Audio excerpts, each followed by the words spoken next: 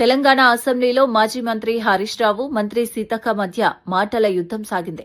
కాంగ్రెస్ ప్రభుత్వం 3 సీజన్ల రైతు భరోసా ఎగ్గొట్టిందని, రుణమాఫీ పూర్తిగా అమలు కాలేదని హరీష్ రావు విమర్శించారు. బడ్జెట్లో జాబ్ క్యాలెండర్ ప్రస్తావన లేకపోవడాన్ని కూడా ప్రశ్నించారు. ఉద్యోగాల కోసమే మరి మీరు అధికారంలోకి వచ్చి 10 ఏళ్లలో ఎన్ని ఉద్యోగాలు ఇచ్చారు అధ్యక్ష? ఏమన్నంటే నోటిఫికేషన్ ఇస్తే వాళ్ళకి ఏమన్నా జీతాలు పడ్డాయా? ఉద్యోగ గ్యారెంటీ వచ్చిందా? ఇవాళ ఉద్యోగాలు ఇచ్చింది మేము, నోటిఫికేషన్ ఇచ్చినాం. నోటిఫికేషన్ ఇస్తే వాళ్ళ ఇంట్లోకైనా జీతాలు వచ్చినాయా? ఏమైనా ఆర్డర్ ఇచ్చిర్రా? ఇవాళ ఎట్లున్నాయంటే అధ్యక్ష వీళ్ళు చెప్పేది, పాండవులు సంపాదించిందంతా కౌరవుల తద్దడానికే అంటారు. వీళ్ళు చేసిన వాటికే అప్పులకు కొప్పులు కట్టడమే సరిపోతుంది సార్, వడ్డీలు. ఈ రోజు హరీష్ రావు గారు ఇంత బాగా మాట్లాడిండు. మరి ఇన్ని వేల కోట్లు రైతులకు అప్పు ఎక్కడైంది? ఏ కాలంలో అయింది? ఇవాళ నీ నియోజకవర్గంలోనే 50% కాలేదంటున్నావు. మరి ఎందుకు కాలంటే మీ గవర్నమెంట్ హయాంలోనే మరి ఆ 20-30 వేల కోట్లు మీ గవర్నమెంట్ హయాంలోనే అయినాయి కదా అప్పులన్నీ రైతులకు. మీకు అంత చిత్తశుద్ధి ఉన్నప్పుడు ఎందుకు మరి కట్టలే? మీరు ఏకకాలంలో 1,00,000 రూపాయలు రుణమాఫీ చేస్తా అన్నారు.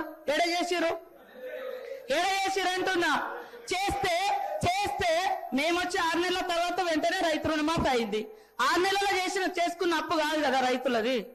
ఇవాళ యాసలు ప్రాసలు ఇప్పుడు బాగా మాట్లాడుతున్నారు సార్. మేము 2.5 ఏళ్ళకే మీకు అంత బాధ అవుతుంది. 10 ఏళ్ళు ఏం చేసారో లెక్కలతో సహా చెప్పండి.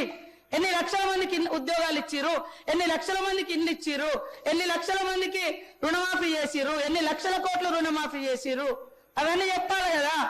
అవి చెప్పకుండా ఎంతసేపు మేము గొప్ప.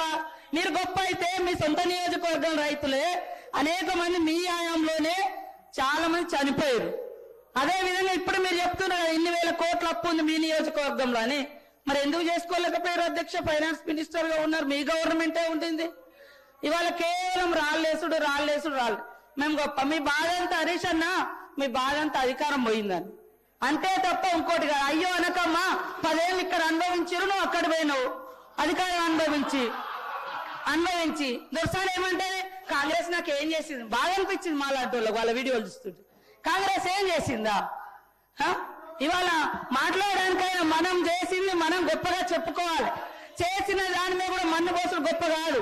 చేసింది కూడా మన్ను పోసి మేము ఎక్కడుంటే అక్కడ గొప్ప అని చెప్పుకోవడం కాదు. ఎస్, మా హయాంలో నేను ఉన్నప్పుడు కదా చేసిన, ఇప్పుడు చేయలేకపోయినాం అని చెప్పుకోవాలి. కానీ సీటు మారంగానే చరిత్ర అంతా చేంజ్ అయిపోతుంది అధ్యక్ష, చేంజ్ అయిపోతుందా? అట్లా ఉంది. కాబట్టి వాళ్ళ బాగా నిజంగా ప్రజల మీద ఉంటే 10 ఏళ్ళు వచ్చే టైం మీకు. మరి ఇవన్నీ మీరు చేసి ఉంటే మేము ఇవ్వాల్సిన పేదరికం ఇంతెందుకు? మేము ఇవన్నీ చేస్తామని ఎందుకు ఒప్పుకునే వాళ్ళం? మీరు చేసిన అప్పులన్నీ కూడా ఇవాళ అప్పులకు వడ్డీలు ఇవే సరిపోతున్నాయి. అయినా మేము చేస్తున్నాం.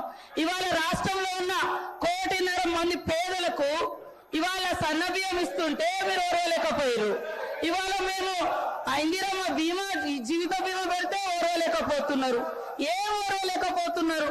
బాధంతా మీకు బాధ ఉంది తప్ప పేదోడికి ఇల్లొస్తే మీకు సంతోషం లేదా? మీరు రైతురి మీరు ఎన్ని ఇల్లు ఇచ్చి 10 ఏళ్లలో ఎన్ని ఇల్లు ఇచ్చి చెప్పండి.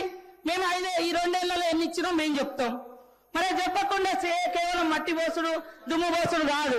మీరు చేసే చెప్పుకుంటూ మేమేం చేయాలో అది చెప్తే బాగుంటుందని కోరుతా ఉన్నా అధ్యక్ష.